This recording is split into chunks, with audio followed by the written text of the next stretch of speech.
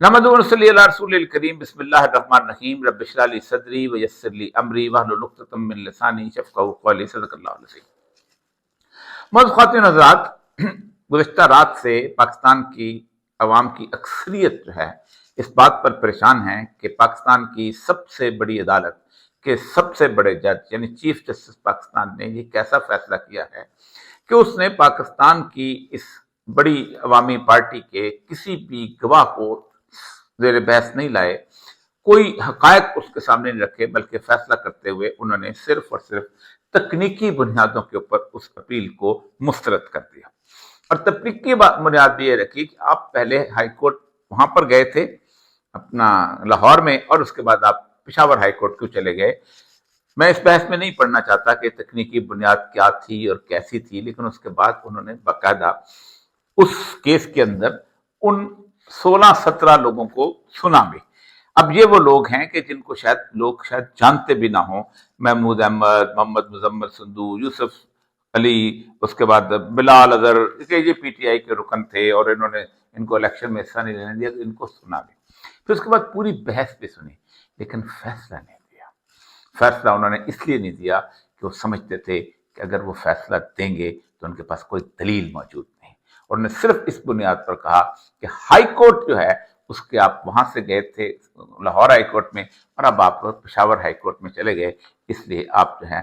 कभी इधर से उधर घूमते रहे। आप नए तौर पर एक जगह से फैसला नहीं हो रहा तो दूसरे से लेने की कोशिश करते थे। आप रिजेक्ट कर दो, लेकिन अपना फैसला दो। लेकिन शायद काजी फायज ईसा साहब को इस तरह आइन, कानून और हकायक से खेलने की पुरानी आदत है। इससे पहले वो एक बहुत बड़े केस के अंदर, और वो करप्शन का केस था, उसके ऊपर ऐसा ही फैसला दे चुके हैं। आज मुझे वो करप्शन का केस याद आ रहा था, इसलिए मैं सोच रहा था कि मैं आपके सामने उसको पेश करूं ताकि आपको अंदाजा हो जाए कि क्या होता है। ये बुनियादी तौर पर नवाज शरीफ खानदान की एक बहुत पुरानी आदत है कि वो अपना केस लटकाते रहते हैं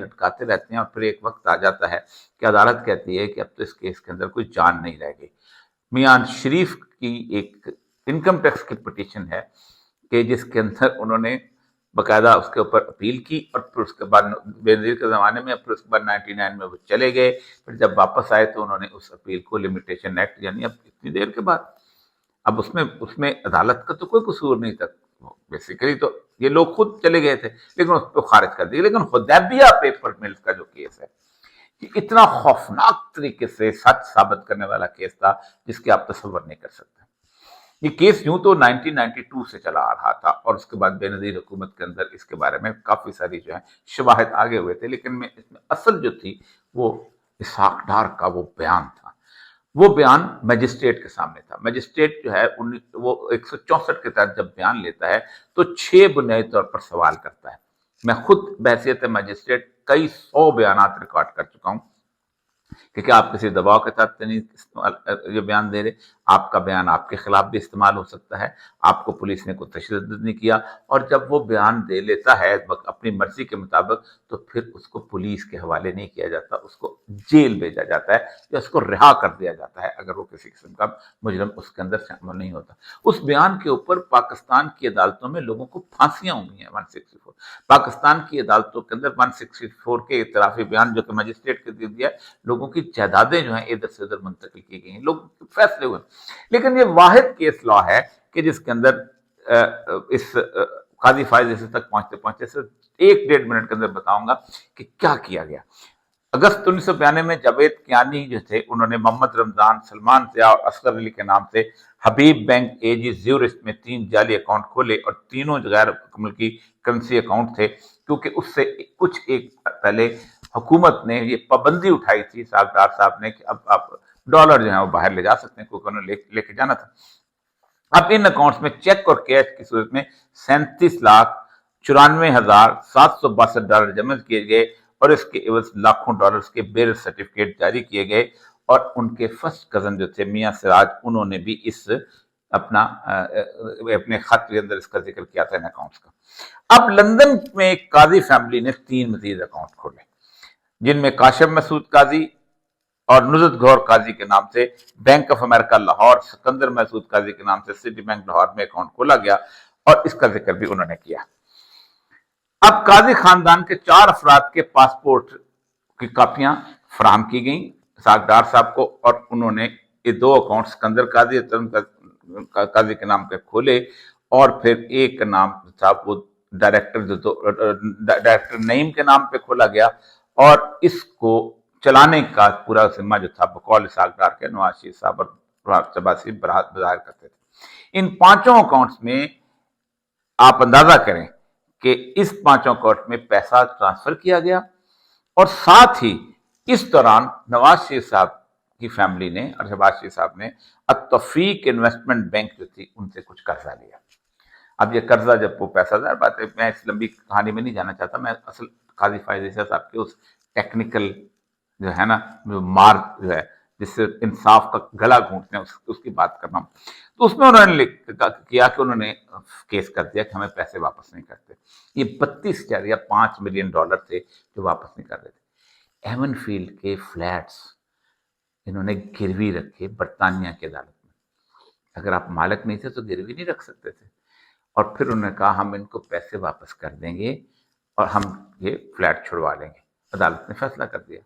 32.5 ملین ڈالر جو ہیں وہ انہوں نے وہاں سے ان کو واپس کیے، اور اس کے بعد عدالت سے برطانیہ کا عدالت کا کیس ختم ہو گیا۔ لیکن یہاں پر یہ کیس جو تھا وہ موجود تھا، اب جہاں شریف خاندان یہاں موجود نہیں تھا، اب جہاں چل رہا تھا کبھی نیب اپیل کرتا تھا کبھی نہیں کرتا، پھر نیب جو ہے وہ اس کے بعد انہوں نے ہائی کورٹ کے لیول پہ چلے گئے، تو آگے سپریم کورٹ میں اپیل نہیں ہو رہی تھی۔ اب ہوا یہ ہے کہ جب یہ کیس پہنچا سپریم کورٹ میں، تو بجائے اس کے کہ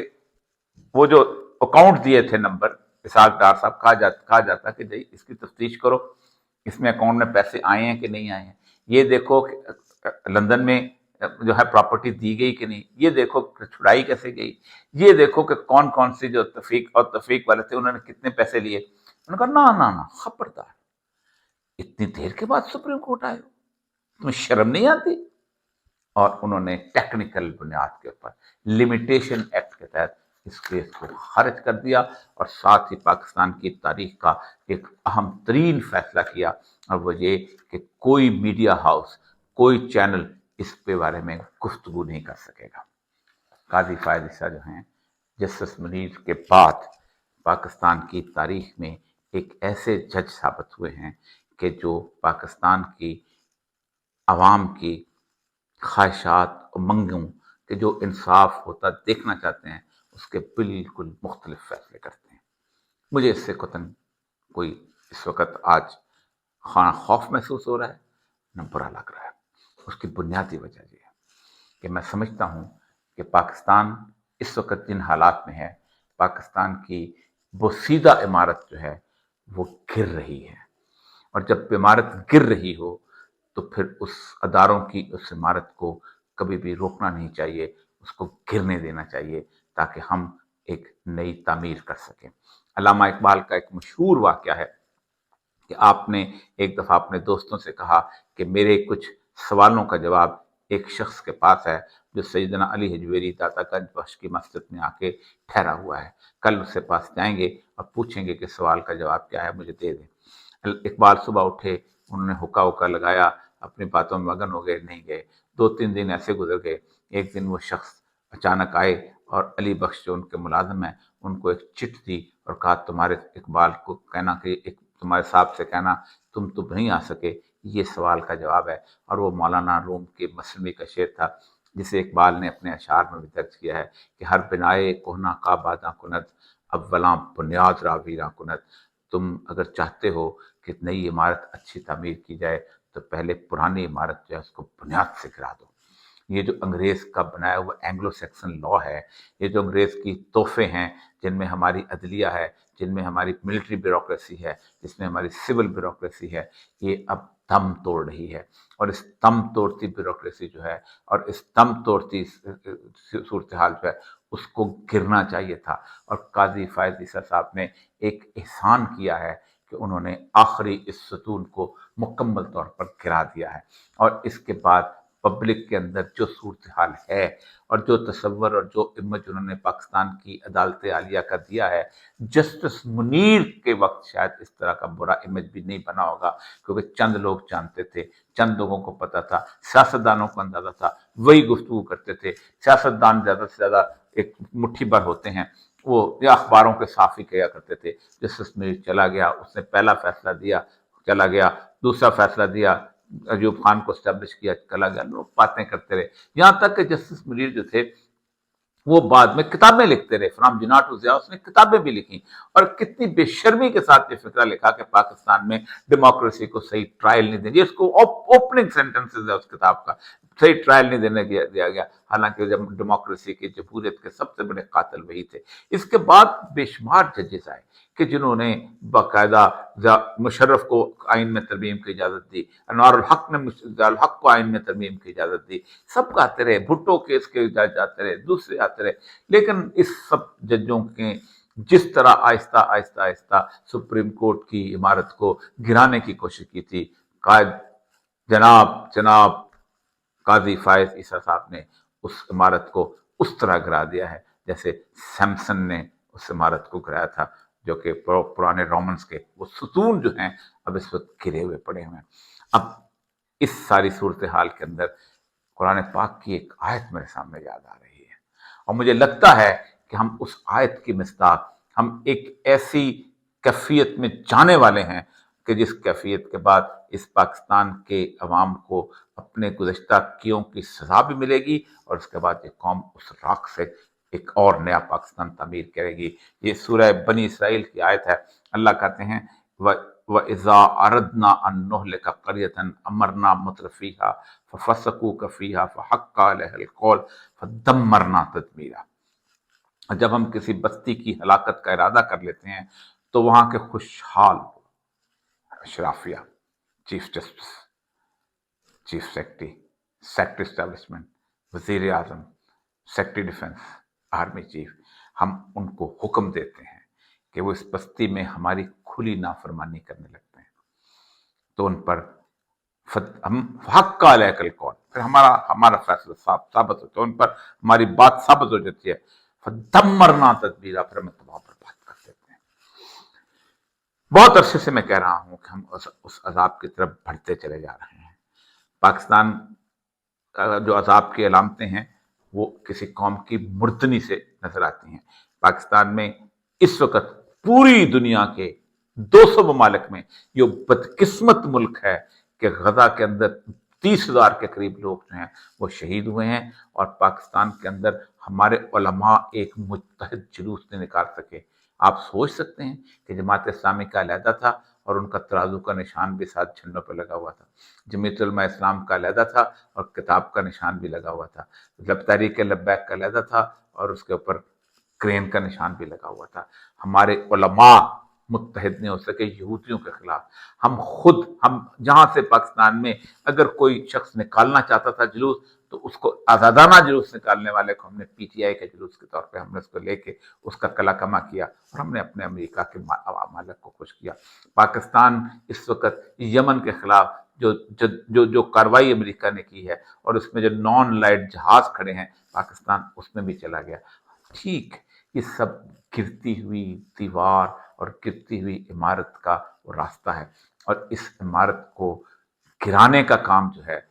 ہماری اشرافیہ کرے گی، اور جب یہ گر جائے گی تو پھر لوگ اس کو سنواریں گے۔ یہ دن دور نہیں ہے۔ قاضی فائز عیسیٰ صاحب کا یہ فیصلہ پاکستان کے اندر انقلاب کی بنیاد بن سکتا ہے۔ وآخر دعوانا الحمدللہ۔